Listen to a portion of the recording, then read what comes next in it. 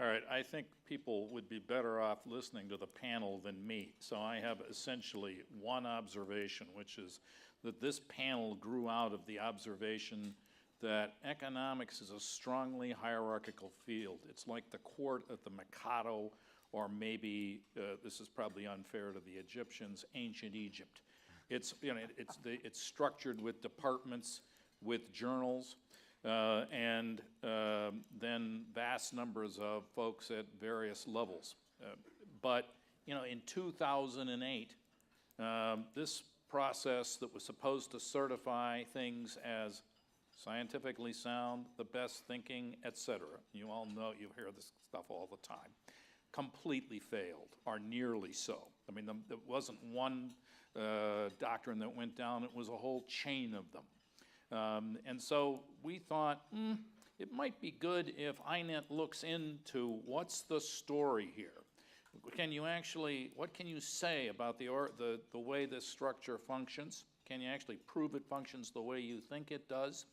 And at some point, somebody will want to ask the question, so how does this actually work to certify things? If they go so badly awry, what happened? And so we commissioned a string of papers, then we're delighted when George and Jim and the other Nobelists said they'd help out in this. So we're just gonna do the panel, and George is gonna speak first. Great. Okay, thank you very much. Okay, so now 12 minutes. let's see whether we get some slides. We got a slide. They got it. I don't know whether I did that or somebody else. Okay, so Sins of Omission, that's my title. Okay, so there's a general problem in economics. That problem develops out of what I consider a misconception of the field. So there's an almost universal view amongst economists that economic research is about applying scientific method to economic and social problems. Now, I have no beef with that. But then economists have further views regarding what scientific method means. It is commonly interpreted as meaning the application of simple models and statistical analysis, as in physics. Economists who have adopted this methodology have made excellent contributions, so they are to be praised. But it is also true that such exclusionary definition of methodology leads to a dangerous multitasking problem. It incentivizes attention on problems that are easy to pursue with the exclusionary definition, and it de-incentivizes attention away from problems that are difficult to pursue. So let me do a brief summary of what I've said so far. Economists have an almost universal view that simple modeling and statistical analysis are the full domain of economic research. As a result, there will be economic or social problems that are outside the domain of economic research. Okay, so now let me give you some motivation. So in this afternoon's session, I'm going to talk about sins of omission with regard to motivation. Let me give you a snap preview of that. Economists have their standard ways to present motivation. So we make models based on a priori assumptions. For example, consumers are maximizing utility, firms are maximizing profit, and then behavioral economics allows some small deviations to that. But the fact is, analysis of many economic problems require a broader view of motivation. In this broader view, what motivates people are the stories. They're the stories that people are telling themselves at the time they are making their decisions. So just think about it. That view of motivation is central to sociologists. So sociologists think that these stories have a much wider and richer range than what's implicit in economists' a priori assumptions. Okay. So that's why the core of sociology is ethnography. Ethnographies empirically uncover. They uncover people's stories. They can also uncover the social networking that generates those stories. So this afternoon, I'm going to give 5 examples in which such stories play a central role. Economists' restricted range of stories and their consequences is one major example of sins of omission that result from a narrow view of economic research. So if you want to see solid evidence about this and the fact that economists have a narrow view, solid evidence that sociologists and economists have different analyses to many economic problems can be seen. There's a wonderful YouTube of Ann Swidler's brilliant Sociology 1 course, and it's fun to watch, okay? And now, if you look at that, you'll see that there's surprisingly little overlap, almost none, between her treatments and those in a standard economics textbook, such as, for example, Mankiw, which is a very good book.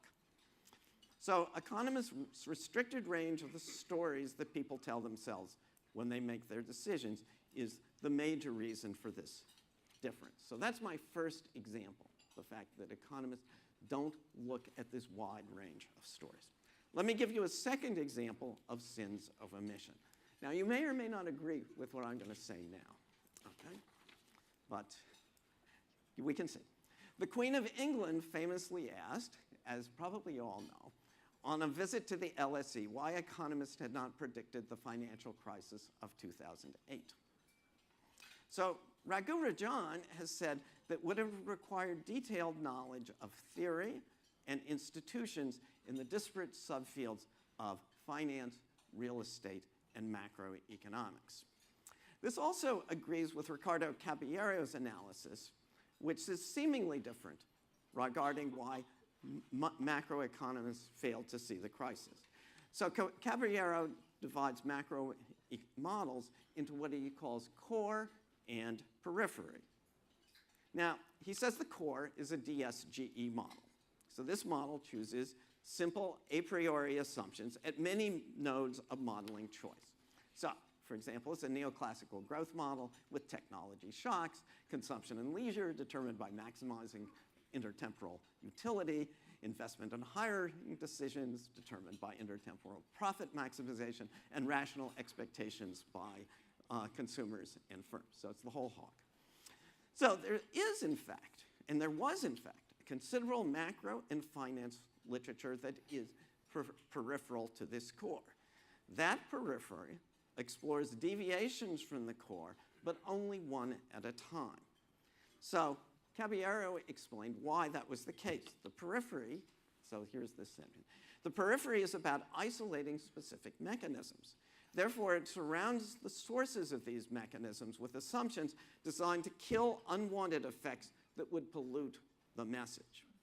But the financial crisis involved interactions that would not be one at a time deviations. So a model that incorporated such deviations was therefore outside the range of permissible research. Now that explains why our theories in fact could not predict the crisis, even though actually when you go back and read it, they're just fantastically good, because you look at each of the individual elements and they're very good papers on this. Now, it's also true that a statistical approach wouldn't work. Okay? So the needed forensic information that could have been available would not be statistical. So again, it would be outside the range of permissible economic research. So implicitly, Raghu Rajan, in his 2005 Jackson Hole paper, backward engineers what such evidence would have to be. So we should look at SIFIs. What are SIFIs? SIFIs are financial intermediaries of size and strategic position for which an adverse shock will lead to a fire sale crash. Fire sale crash, to remind you, is a vicious cycle of forced sales of assets that lead to declines in asset prices, which trigger further declines in forced sales of assets. Now, such danger zones come from managers who take on tail risks, and they do so for 4 reasons. First, to artificially increase their current reported profits, to gamble for resurrection after an adverse shock, because they have made miscalculations and because they're too optimistic. So in each of these cases, these managers, what do they want to do? They want to hide their positions. So that means that the second mode of permissible research, statistical analysis, will be limited. The data is rare because it only involves those tail risk SIFIs. But it's rarer still because the long-term capital managements and the Casanos and the Skillings, they need to hide the vulnerabilities of their positions. This means that a less simplistic view of theory and a more forensic view of what constitutes evidence is needed to predict where the next crisis will be coming from. And this time is different. Reinhardt and Rogoff suggest that we actually need such analysis. But economists have limited incentives to see where, how, and when such a crisis would come. So let me say a few more words. The occurrence of sins of omission in economic research as the result of multitasking biases should not come as a surprise. Peeling the onion back one layer further, two theoretical papers show that scientists' desire for conformity will result in specialization of scientific belief. Those beliefs include views, such as we have been discussing, on the appropriate methodology and content of research for the respective field. So there's a nice paper by Brock and Akerlof who has shown that convergence of belief occurs with great generality. It occurs as long as subsequent generations of scientists shade their beliefs to conform to the beliefs of the previous generation. And there's a recent paper by myself with Pascal Michiat that has modeled conformity more specifically on the biases scientists express in promotions to tenure. In the model, such promotions committees favor candidates of the same beliefs as themselves and disfavor those with different beliefs. In this system, there's also long-run convergence of belief. Proper research methodology then converges to the following: do what I do, okay? Thus, the rigidity of belief regarding what constitutes research in economics, as articulated in the multitasking model, is predicted strongly. It's the equilibrium outcome. It's the equilibrium outcome of the system of promotion and publication in the academic profession. Okay, so conclusion. I've given you two examples that are mainly from my own research interest regarding sins of omission. I'm sure that everybody here at each of your tables will have your own examples of sins of omissions, of things that somehow you wouldn't know how to write a paper on that topic, and yet you knew that that is an important topic. So I think this is where INET, thank you, is playing a huge role in economics more forward. So what is INET doing? INET is expanding the domain of what economic research should be. So I think everybody in this room, and perhaps myself more than anyone else present, is very grateful to INET. And I must say, we're extremely grateful to Rob Johnson for his truly extraordinary personal and selfless dedication to this task. So thank you very much. Thank you. And thank you, Rob. I don't know where he is, but thank you.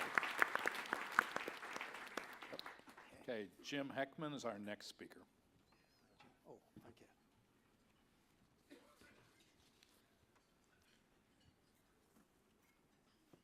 Can't really see. Here, let me move this over a little bit so I can see my own talk. So I'm going to talk about some facts that sort of put some flesh, empirical flesh, on the concerns, I think, of this entire panel, and talk about the way we promote and reward economists. And I use the term the curse of the top five because it is, wait, there should be 12 minutes. I only got 10. I'll keep going, okay. So, whoops, and also this is not moving. Why isn't it moving? Can somebody help me advance it? Oh, here. Okay. Yes. Okay, I got it. You have to point it this way. So really, let me just summarize what my main message is. I mean, there's something called the top five, which guides, I think, the careers of many people here in this room, especially the younger scholars. The top five itself is determined by citation counts, and publication is an important gateway to tenure and promotion. So it's an avenue of how the profession evolves. And I think understanding that, how it evolves is, and what the practices are really important. So I want to talk about this practice and what, if anything, should be done about it. The whole idea of evaluating fields on the basis of, or scholars on the basis of the journals in which they publish, is a fairly recent development. The last 30 years, started really in biology, and I'll just let you take a look at these quotations. By the way, the entire talk is available if you just write me or write Tom Ferguson, I guess, the whole for this. So the point is that in this field and this topic, the journals that are considered important journals are basically those that where there are a lot of other people reading the journals and other citations are present. So the danger is that when a publication is evaluated by the citation factor, it's not really evaluating the article on itself, but its company, the company it keeps. And so it's really kind of an odd process if you think about it. And it's exactly as George was saying, that this produces certain distortions. If you give people a reward, they're going to go in that direction where the reward is. And I think in our profession, that's a huge issue. So I'm going to just give you what the top 5 are. The top 5 are influential, I want to argue, but they're far from the sole source of influence or outlet for creative economics. And so here are the top 5, if you haven't seen them. So for those who aren't directly in academic economics, the top 5 are these items here on the left: the American Economic Review, Econometrica, Journal of Political Economy, Quarterly Journal of Economics, and the Review of Economic Studies. And then there are other journals that are general interest journals, and then a whole series of field journals. And as we move down this list, this is considered further and further from the frontier and further from what is high quality research. And so if you look at what the top 5 is and what the ranking is, just in terms of citations, you'll see that the one journal that's the most influential is not even on the list of the top 5. It's a Journal of Economic Literature. And a lot of the journals, some of these, Journal of Finance is another issue, where if we just played the game purely by citation alone, we would actually find that the top 5 is really not the top 5 in terms of where citations occur.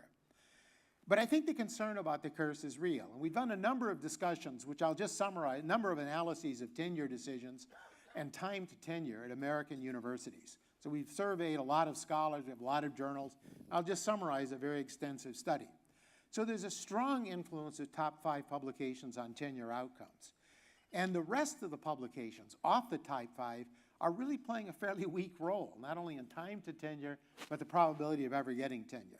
So this, for example, here, look, departments, the top 5 departments ranked by, I guess it's US News and World Report, pretty arbitrary, but nonetheless, stay with that. This is the rate, the so-called hazard rate, the time to tenure, and how long it takes, for example, and what the rate is, and what the benefits are of publishing one paper, just at least one paper in the top 5. And the big black curve on top, you can see, in top 5 is much bigger, separated from the dashed curve below. And this is a pattern that appears. If you look at the other publication ranks, the tier 5, the so-called general interest journals, and publication in those journals doesn't really separate who gets tenure and who doesn't at what rate. And if you go down the pecking order in terms of departments, you still find this true in departments ranked lower than the top 5, so 6 to 15. And you still see a bit of a separation, but as you move into the lower ranked departments, then tier A, which is the good field journals, are playing a stronger role. But still, the top 5 is very dominant. And again, this is just kind of saying the obvious, that if you publish in the top 5, the probability of getting tenure in the first spell of untenured, tenure track employment is much, much higher. And again, that separates out. So if you look at the general interest journals, publishing in any of these others is just not going to give you much and this is certainly true in the top 5 ranks. If you look at the departments that are second tier, if you will, 16 to 25, then publishing 2 top 5s is really what it takes. But there really is a hierarchy, and the top 5, the top 5 is playing a major role. So since I have to move on quickly, these are all available. But time to tenure plays a huge role. The top 5 plays a huge role in sorting people out. But then I raised the question, is the top 5 a good productivity measure? And remember, the goal itself, so I'm not even challenging, and I would think one should challenge if citation is the right measure. But I would argue that even in its own terms, the top 5 is an inadequate measure. And I'll show you some interesting statistics. So the top 5 is the shaded area. This is the distribution of log citations for articles published. That's a log scale, and you see that the median is pretty high, 4.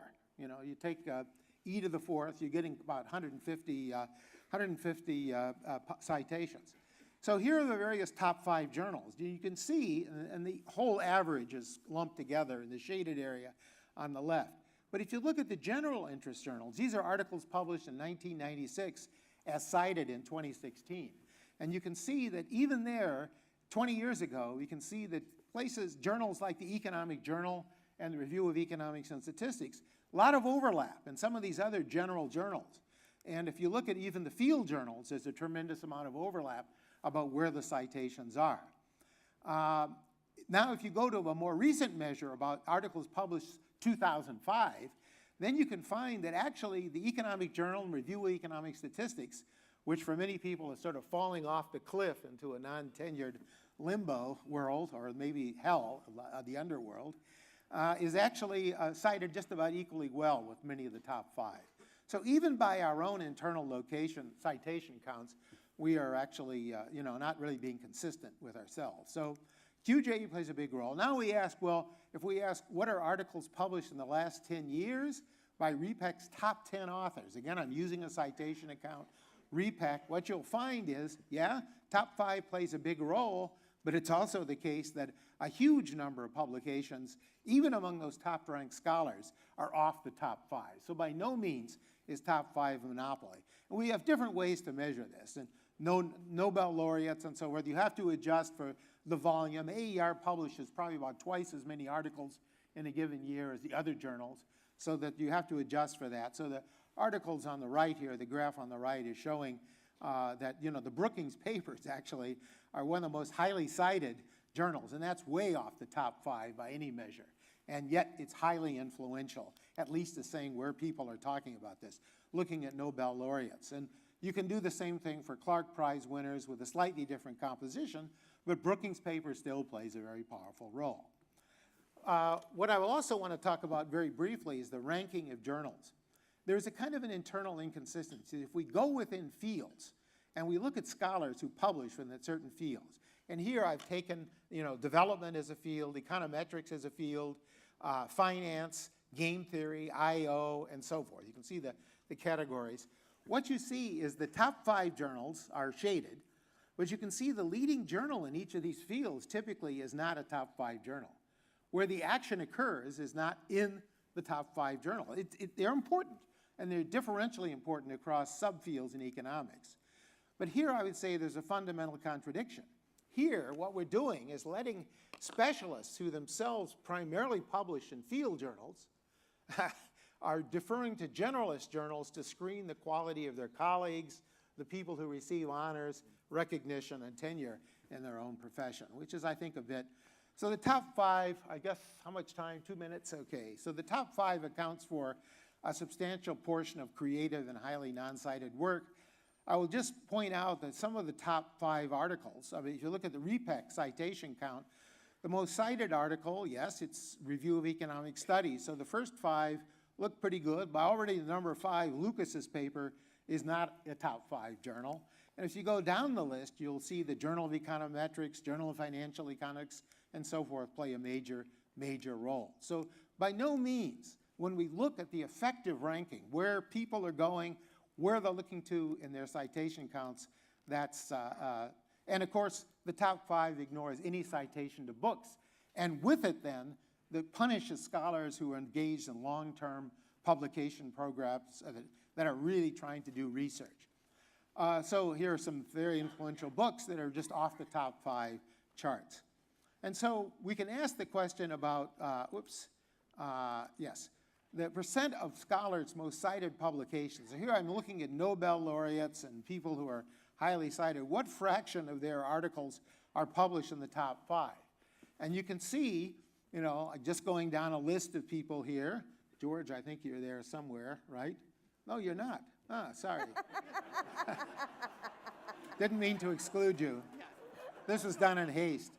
But you can see it varies a lot. So if you look for somebody like Richard Thaler, the recent Nobel laureate, only about, 30% of his papers would be published in the top 5. Al Roth, 70%. But it's not far from the majority of the papers. And there really are some extremely influential papers, highly cited. Here's Spence. I thought he was on the program, so I forgot you, George, sorry.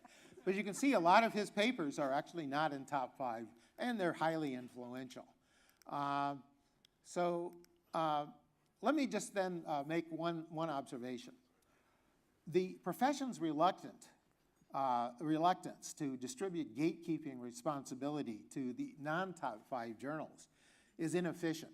And I'll take a figure from some recent work by David Card and Della Vigna, where you're seeing that the profession has grown over time. So what's happened is the number of submissions has increased, that's the dashed line, and the number of acceptances has actually decreased. So staying within this top 5, you're getting a bottleneck, and you're just simply not getting a reflection of what this growing body of work is doing. So there's a lot of work. The standards are getting higher, we're becoming more selective. And then I'd finally just say there's a danger here. And the danger is that many of the journals that are in the top 5 have very low turnover. And it varies. Here, this is just a distribution of the average length of tenure. Restart has a policy. You have to leave every 4 years. QJE, you can see there's a very long tail. And other journals, JPE and some of the house journals typically have more. What that does is that it actually creates what I would call the potential for incest. It creates the sense, and I'm not going to say there's great bias. And so, for example, take my own university, Chicago. You'll see that if you look at the publications in top 5 by the work affiliation of the author, there is an overrepresentation in the Journal of Political Economy of Chicago people, either Chicago PhDs or Chicago. And the same thing would be true, for example, at the QJE. You'd find some evidence, for example, of substantial Harvard and MIT playing getting a very substantial contribution. If you combine Harvard and MIT, about 33% of the total publications. So that leads to some danger about this inciting that what George was talking about. It's not deliberate bias, but there is just a natural sense that we're playing games, we're playing ball with people in our own thing. So let me just summarize. This is more of a factual presentation. I hope we discuss the long-term implications. But I think the top 5 is undeniably important. No doubt it is. It's not internally consistent, though, in the sense we do have very good predictors of citation counts that aren't on that. Like I mentioned, JEL is really the top-ranked journal, and the Economic Journal and Review of Economic Statistics is more or less on par with the top 5 in terms of citations. But the deeper issues are that it basically is not looking at the content of the journal. And it excuses faculty from reading papers and making tenure and hiring decisions. And as George said, it's really discouraging economists, young scholars, from taking on creative topics and doing journals. I mean, George is a living example, right? Your work, your fundamental paper on lemons floated around. And when it was first published, it was at a journal, when it was published, it was a journal that was pretty low down in the pecking order at that time. Now it has been elevated partly by the publication of his paper.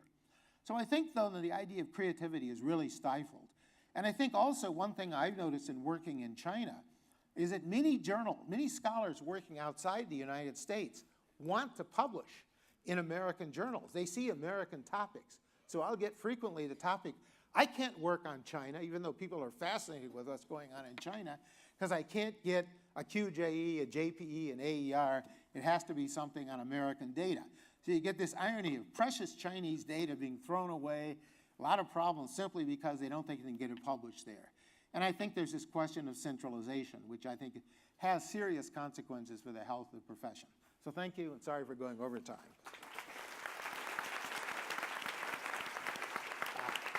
Here's sorry it took so long. Thank you very much, Jim. Wow. And our next speaker is Carlo de Ippoliti. Maybe, Carlo, before you, one quick comment, which is you can see in that list of journals, I think I'm correct that there's no economic history journals in that at all. No. And you can thus see an almost hopeless position for a field that almost can certainly benefit by knowing a bit of its history. And no books either, because economic historians will typically write a book, and that's off the charts now, too. So. Okay. I had Fogel as one of the many people on the list. If you want to get this paper, I have a list of and you're on that list, I know for sure. Sorry about that. It just got omitted. I was very conscious of putting your name on the list, so I feel embarrassed that it got out. But Fogel published very few of his papers in these so-called top 5. And these are journal, and same with Al Roth and Vernon Smith. There were a lot of so-called marginal people who then later got very famous because the work finally caught on. But when they were young scholars, they would not have been successful by the top 5. So that's a huge. Carlo? Thanks, Thomas, and thanks for inviting me. Well, in your introduction, you started by highlighting how economics is a very hierarchical discipline. There has been some research recently on this. For example, you can measure the hierarchical nature of economics by looking at how many women get a PhD in economics with respect to other disciplines, or you could look at the wide range of income distribution within the economics profession. That's another good indicator, I think. And then this very concentration also emerges when we look at citations. So for example, more than 40% of citations from top 25, not top 5 journals, points to another top economics journals. This is almost double with respect to what happens, for example, in sociology or in political science. So there is a very much a strong concentration at the top of the economics profession. And this has led some people to think about, or at least to inquire whether we are actually facing an old boys network or gatekeeping phenomenon as Jim Heckman was. No, wait. We have a clap. Actually, I will first try to confute this theory, so if you allow me. So for example, there has been a recent article published on the Review of Economic Studies showing that editors of top journals, which usually come from very few top economics departments in the US, tend to favor their former PhD students or their current or former colleagues, both when accepting papers or if we look, for example, the length of the papers that they accept. But I think there is an objection, as I just said. How can we be sure that in fact we are not talking about, to put it simply, the best economists? Why couldn't we, for example, argue that we are simply observing, the best people simply liking each other's paper and therefore accepting it for publication, or citing it when there are authors? For example, if you look at the distribution of citations, this is for Italy, but it's almost the same everywhere. There is a very large share of economists that are almost never cited, and very few ones who get hundreds, thousands of citations. So aren't they not the best? And is it just right that they, get this far very high share of citations? Well, I think it will be interesting, and that is what I'm doing in this working paper that's been recently published by NET, to compare this thesis with another one which could be equally credible in my view, and that is we are actually talking about people that personally know each other. To test this theory, I look quite far from the top. I took the case of Italy, which is arguably not in the top of most citation rankings, and I do not look at just a few journals or a few departments. Instead, I collected data on every single academic economist tenured at an Italian university in the last 6 years, and for each pair of authors, I tried to gather measures of their personal relationships. So you may have in my database measures of proximity, for example, how many papers these two economists have written together in the past, measures of, or for example, how many common institutional affiliations they have.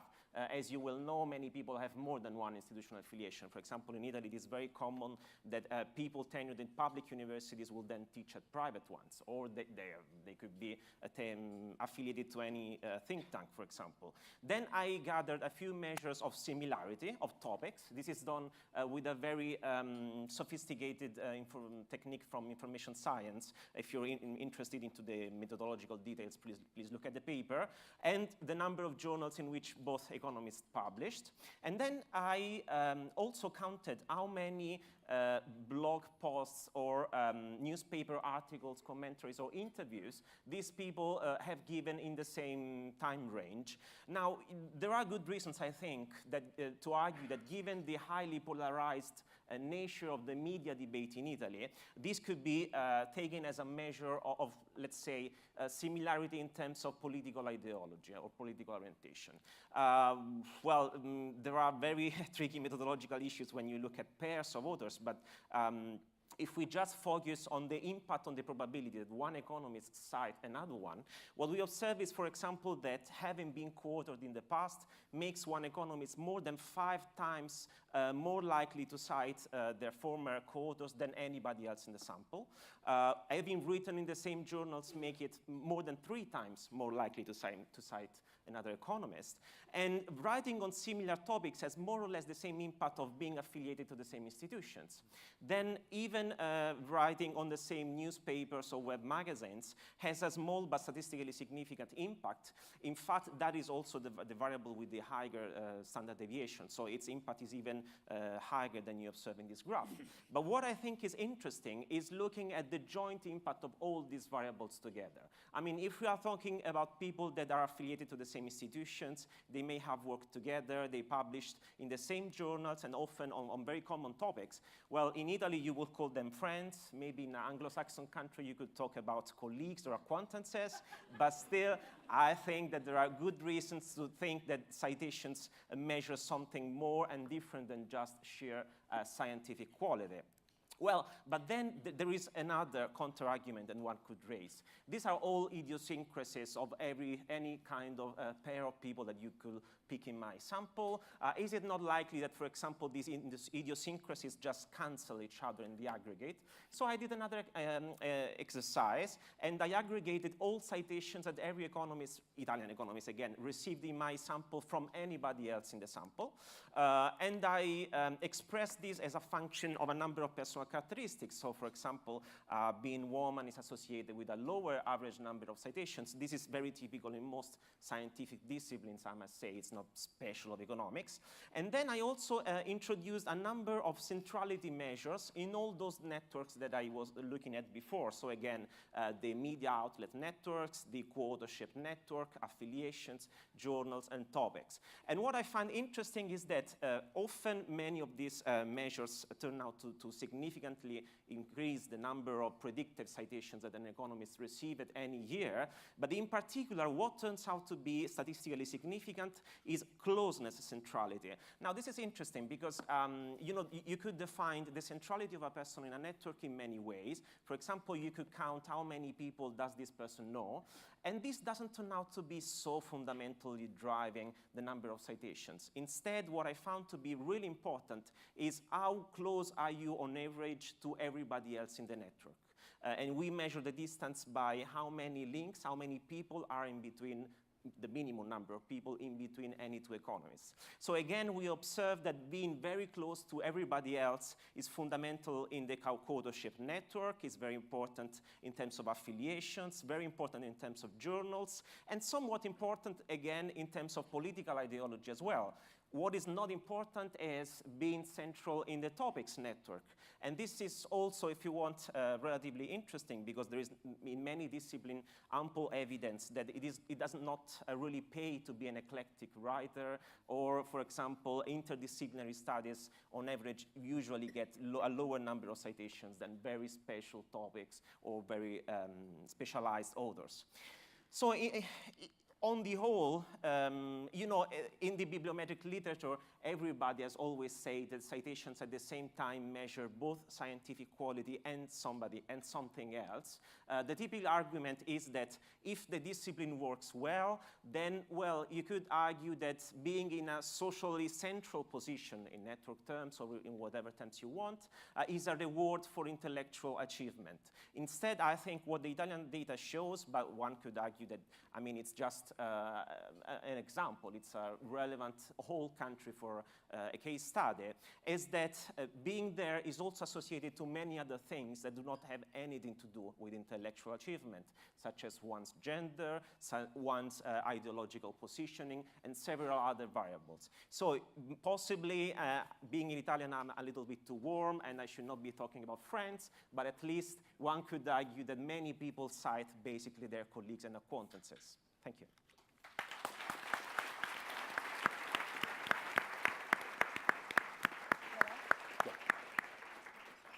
Thank you, Carlo. Our next speaker is Dr. Marcella Corsi.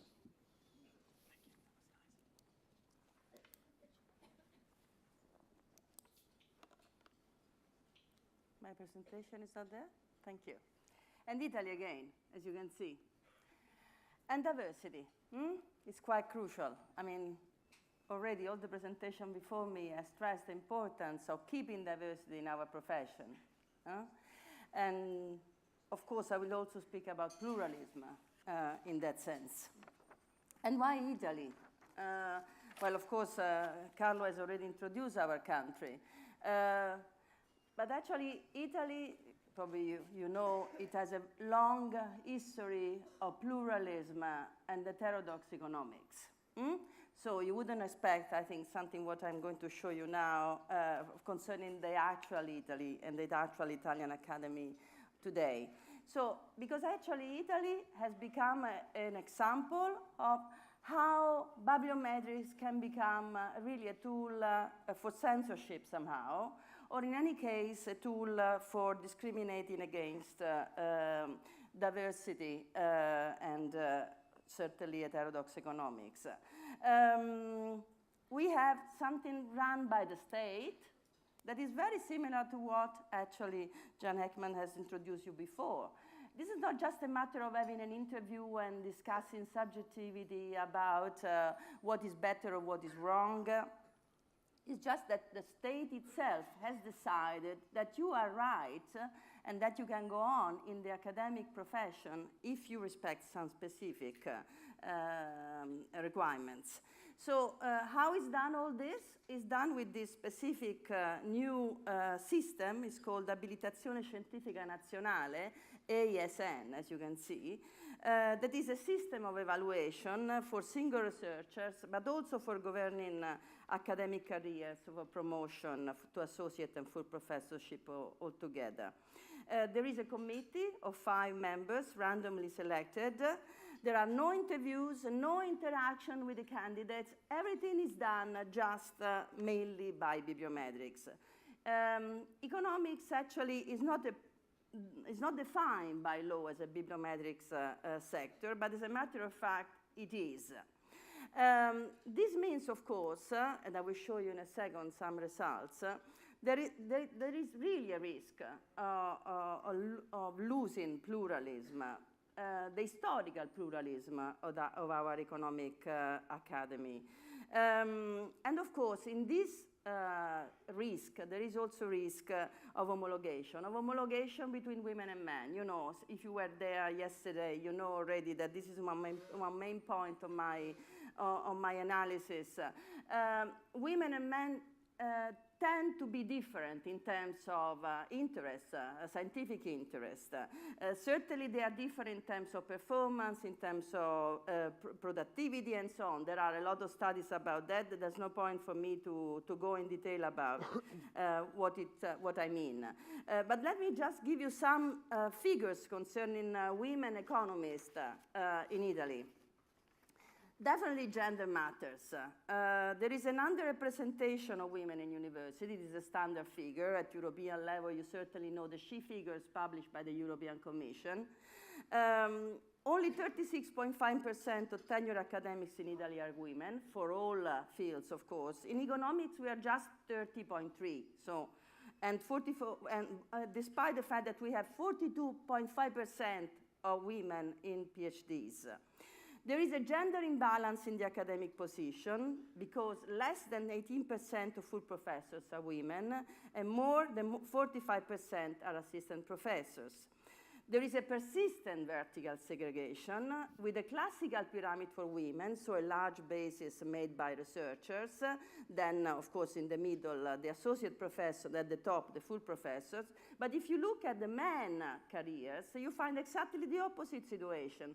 So all women are concentrated in the top, so in the full professorship. Then you have a smaller number, of course, among associate professors, and then a very small number among researchers. So absolutely the opposite kind of hierarchy structure.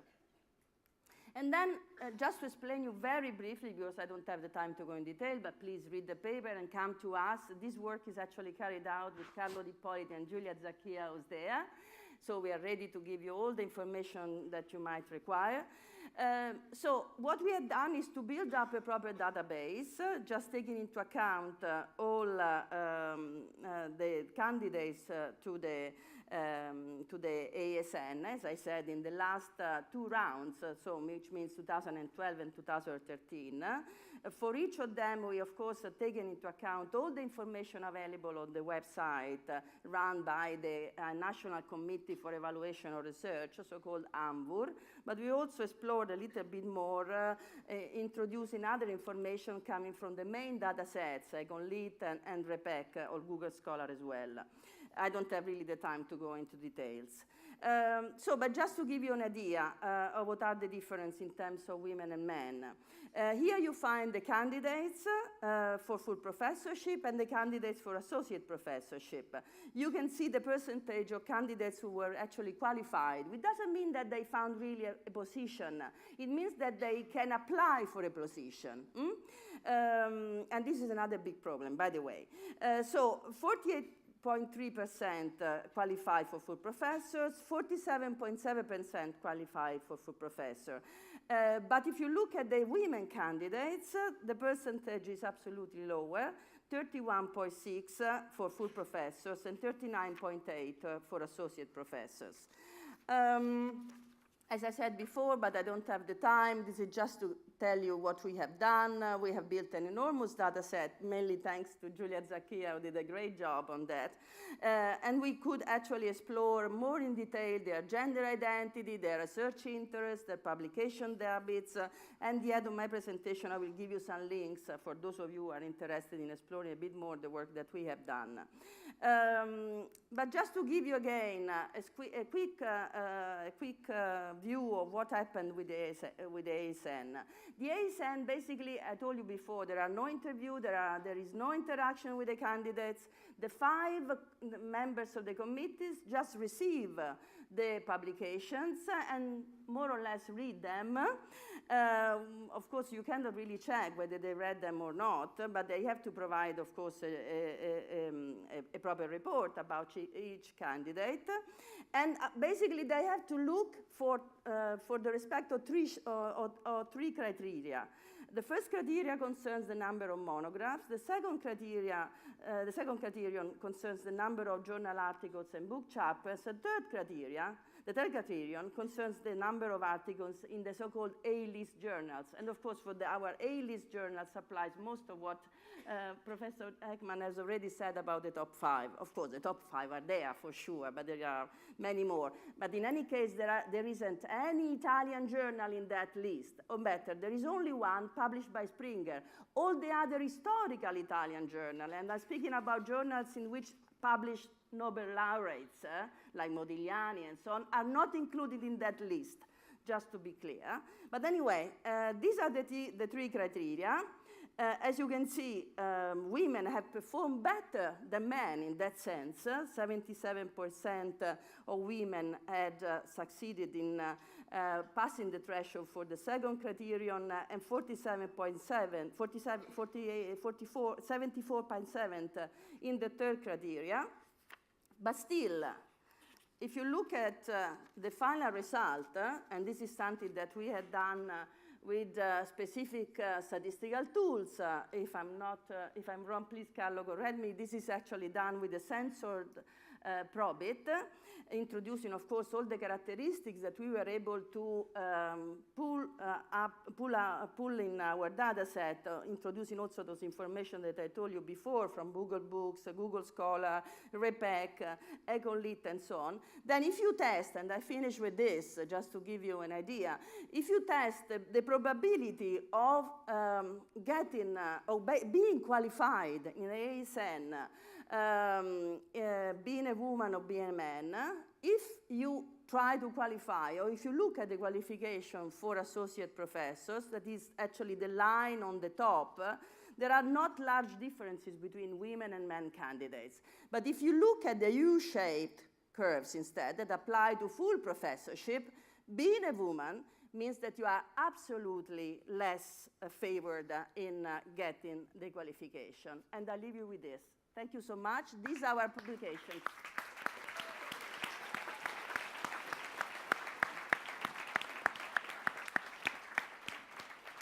Thank you very much. Oh, sorry about that.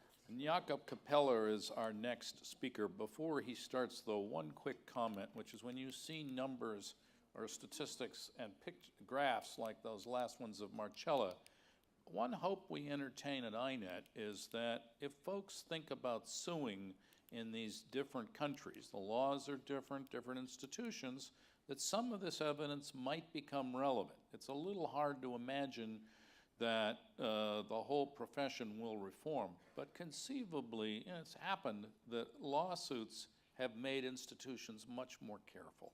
Yeah, thank you. Yeah, many thanks for having me here. I will talk about citation metrics and research quality in economics. Yeah, I just wanted to say that. And I would really be glad if you could put on my presentation instead of Kevin's. Also, I would be honored to present your paper too. Maybe we swap? Maybe we just... Yeah, all right. Maybe we just swap. It's easier. All right, we will adjust. The mountain will come to Muhammad. It's easier, huh? We'll do Kevin first, since there's obviously a problem with the order of the presentation. Great, so my name's Kevin Young, and this is a paper that represents joint work with Lasse Henriksen and Len Seabrook, both at the Copenhagen Business School. This is part of a larger INET-funded project called Embedding Groupthink. The name of this paper is Fathers of Neoliberalism. So what we're trying to understand in this paper has to do with a historical question of the neoliberal ascent, whereby essentially a minority tribe within the economics profession eventually ascended to popularize a very, very important sort of economic doctrine in the world. That's a story that's been told many times. Question of whether or not the neoliberal ascent happened is not in question here, but the how question, which has been examined in a variety of scholarship, looking at, for example, the importance of a variety of right-wing think tanks, or the importance of the elements of the business community mobilizing in the 70s. That story's been told. What we want to investigate in this paper is the professional practices and performances of economists over a multi-decade period leading up to 1985, when we feel the neoliberal ascent has eventually become consolidated. So our starting points are that neoliberalism had to replace an existing ideology. The battle over the dominant economic paradigm had to be struggled for socially and professionally. And this struggle, of course, took many different forms, but a very important part of that struggle had to do with what was going on within the profession of economics. What was going on within economics profession was absolutely critical, because the kinds of ideas that other actors used, whether or not they're later neoliberal politicians, or think of how the business community mobilized neoliberal discourse later, all of these ideas had to have popularity. More importantly, they had to have scientific authority, and they had to have a cadre of experts sort of waiting in the wings that could be called upon, especially when it came time to make adjustments to the ideology as it was developing. So our approach in this study is to examine economists' level of performance and aspects of their behavior, their professional behavior, historically over this period that we analyze. And we want to know very specifically, did neoliberals outperform their non-neoliberal peers in terms of publications, grants, or perhaps in terms of their career trajectories, in terms of moving into more government positions or other differences in their career trajectories? Importantly for us, this is a story that we want to examine across generations. And so here's our analytical setup for this paper. We find what we call descendants, or children, of neoliberal fathers. So there we have Milton Friedman and George Stigler there. Think of their family tree. Think of all of the people that descend from them, all the PhD students they had over the years as the sort of transition was happening in the 60s and 70s. We want to find attributes of the professional standing, both of these fathers and of their children, of their PhD students. And we want to compare that to we want to compare that to a comparison group that is similarly matched in terms of institutional prestige. In other words, the reproductive platform has to be matched from Chicago to something else. And how we did this is as follows. We gathered 13 what we call neoliberal fathers. There's some nice pictures of them, some of which are historical, some of which are more recent. So this is not every professor at the University of Chicago during this period, but these are people that are really pushing the free market line and were involved in this intellectual movement. Our what we call Charles River fathers are economists of similar esteem and standing in the 50s, 60s, and 70s. That also made important contributions, but were from Harvard and MIT. The Charles River bisects the two institutions. So we have 13 neoliberal fathers and 13 Charles River fathers.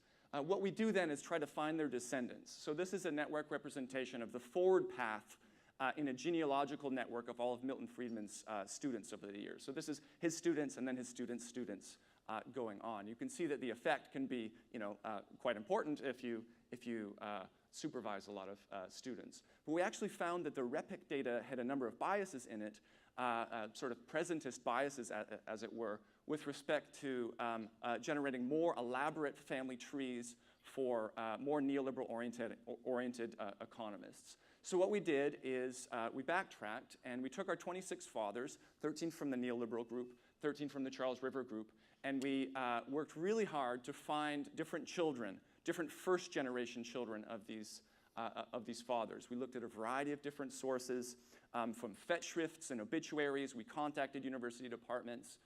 We utilized some information from oral histories, as well as we visited a number of archives to do things like look up reference letters for students to get a sense of how these intergenerational ties were working.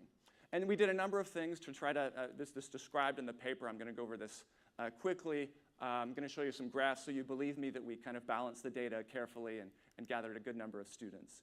Now, so we have basically two pools of people, okay? And then we start looking in the paper at performance metrics. So this is the mean citation rate, the historical citation rate. So not citations now, but citations that were flowing in at the time. If you look at the upper right-hand panel here, we're comparing the first-generation students of the neoliberal fathers to the first-generation students of Charles River fathers, folks of a more Keynesian orientation that were critical of the idea that free markets would emancipate humanity.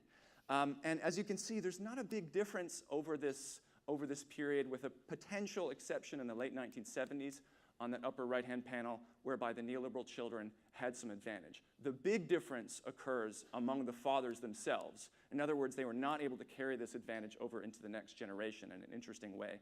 Starting in the 1970s, there's a big sort of citation ascendance of the neoliberal group.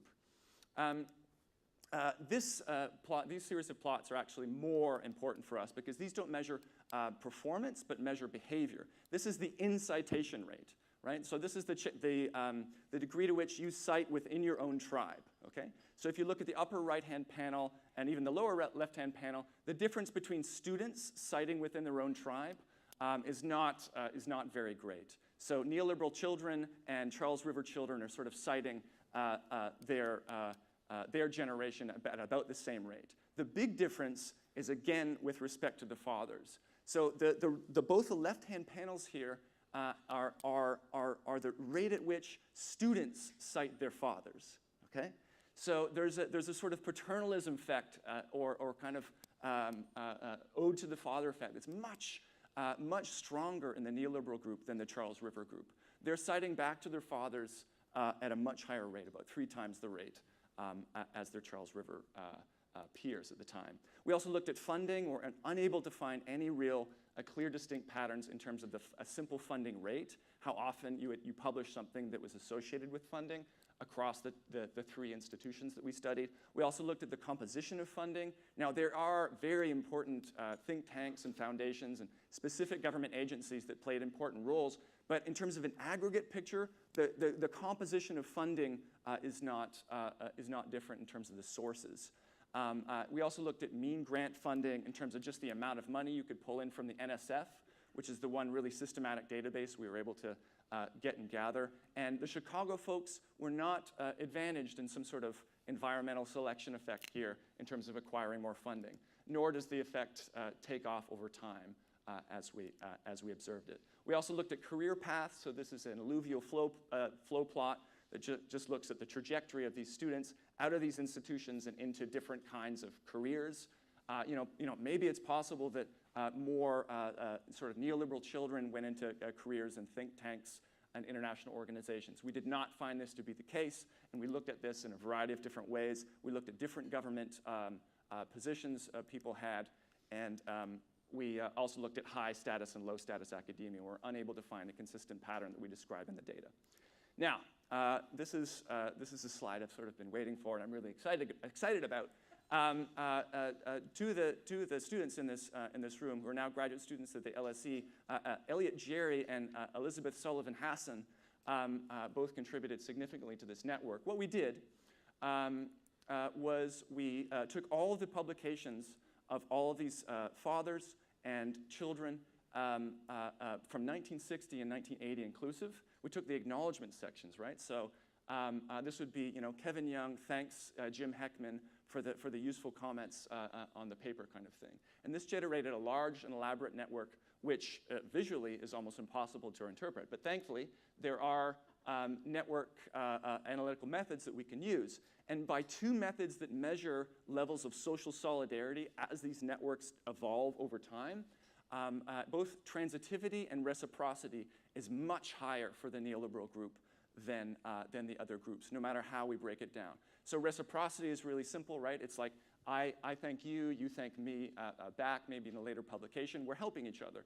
Transitivity is a little different. It's sort of like I could know someone else sort of through you. It's more of a small world thing being picked up there. But these are measures of social solidarity, not of behavior, not of performance, that suggests that the neoliberal group was very solidaristic over the period of their ascent. So to conclude, the neoliberal ascent, we argue, has an important professional performance angle. When we compare these two groups in terms of historic, in terms of historic citations, there wasn't a clear pattern except for the fathers. In terms of external funding, there absolutely was no clear pattern. In terms of career paths, people didn't take career trajectories that were very off the mark from their comparatively matched peers. But in terms of in-group cohesion, we argue that social norms of reciprocity and what we call in the paper insurgent solidarity played a really important role in the neoliberal ascent. That's it. Yeah. And now, Jakob Kapeller.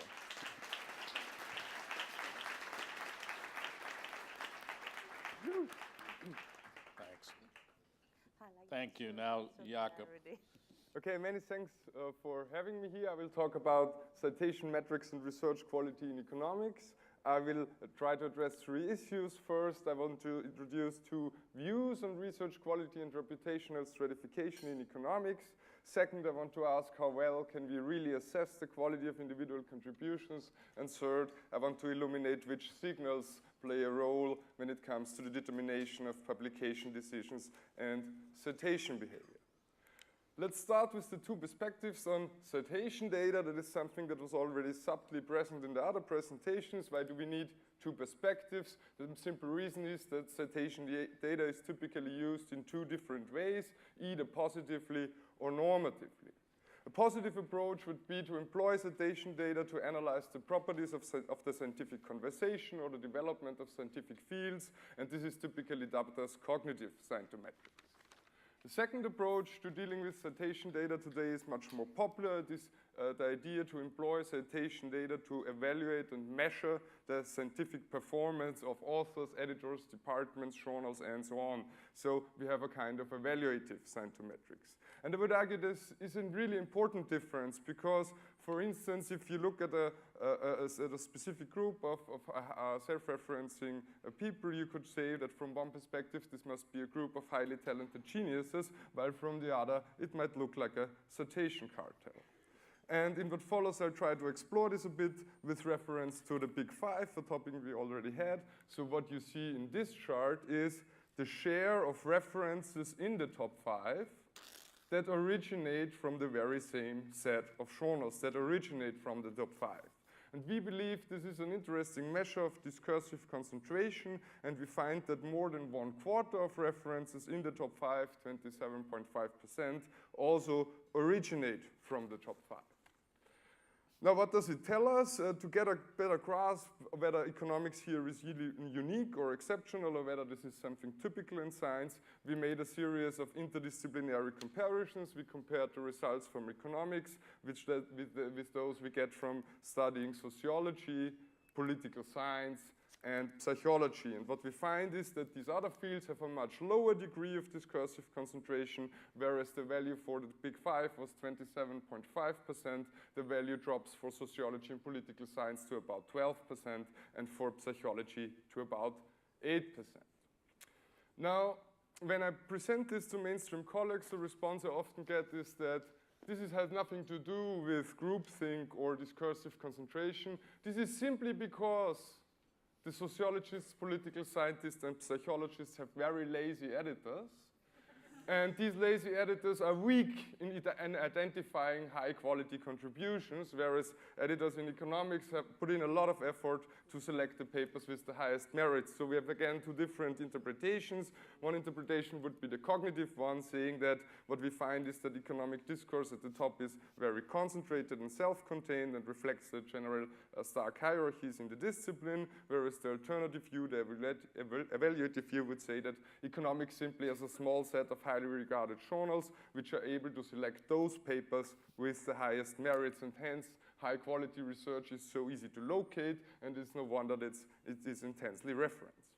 So taking this claim, we were interested in, does this really work? Could it work? Does it work, this argument, based on the thesis that we select the papers with the highest merits?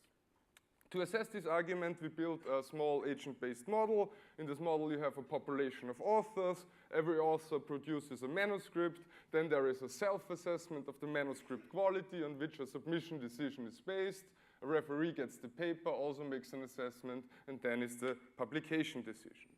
And we have 2 variants of the model, one in which we have an ideal world and everything runs perfectly objective. Okay, every estimate of quality is accurate, every submission decision is objective. This is the one version of the model, and then we introduce a slight degree of error in assessments, in the self-assessment and referee assessment, and a modest dose of ambition when it comes to the submission decision.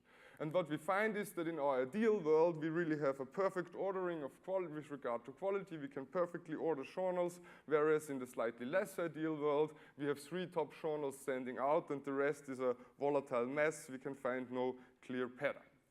Now, we can use this model to ask for the fate of top papers. So what happens really to the best papers?